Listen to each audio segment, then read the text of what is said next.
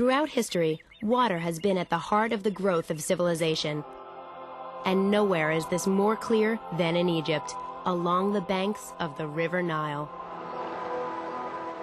The River Nile flows for 4,000 miles, from the heart of Africa to the Mediterranean Sea, northward.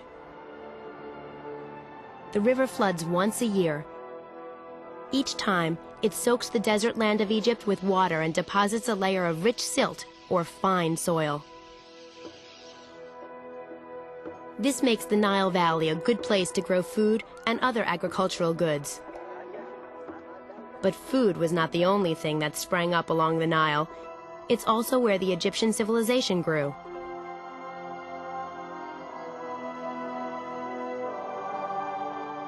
How did the Nile promote civilization?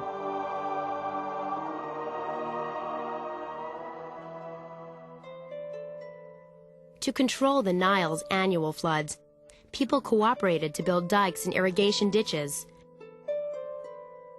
These channeled the rising river and helped the people store water for the dry season. People needed to work together to survive. As more and more people moved to the region and worked together, a powerful river civilization emerged. Ancient Egypt was made up of two regions, Upper Egypt in the south and Lower Egypt in the north. Both depended on the river's waters.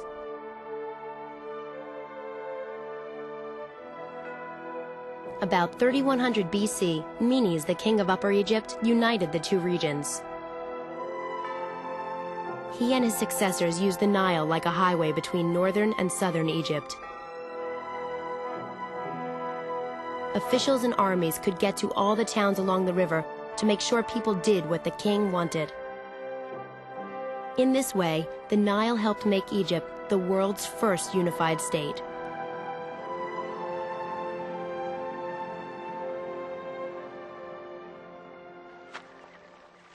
But the United States needed a bigger food supply to grow. By irrigating the land around the Nile, the Egyptians grew the food their growing civilization needed. What helped irrigation and farming develop in Egypt? It was the invention of the shadoof.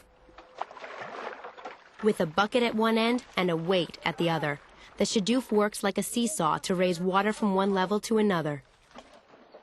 Its invention led to a dramatic increase in irrigated land because now people could easily move water where they needed it. The Egyptians also built their civilization with the wealth generated by the Nile.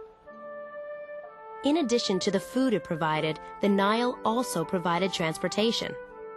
Traders from elsewhere on the continent brought a constant supply of goods down the river.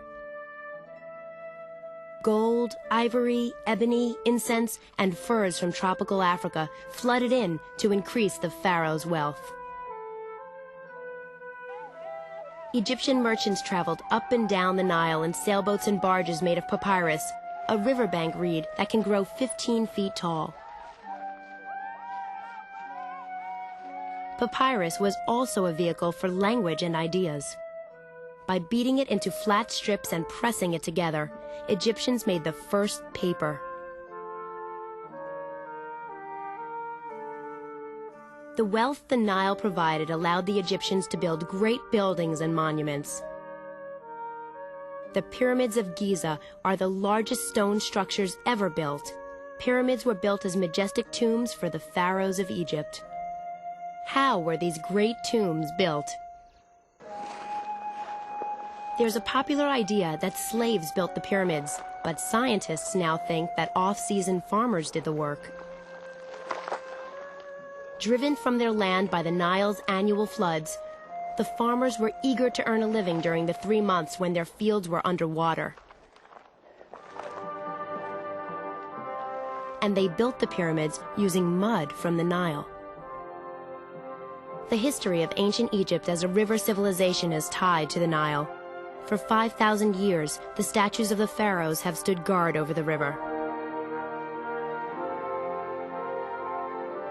They are enduring monuments to the river and the civilization it helped create.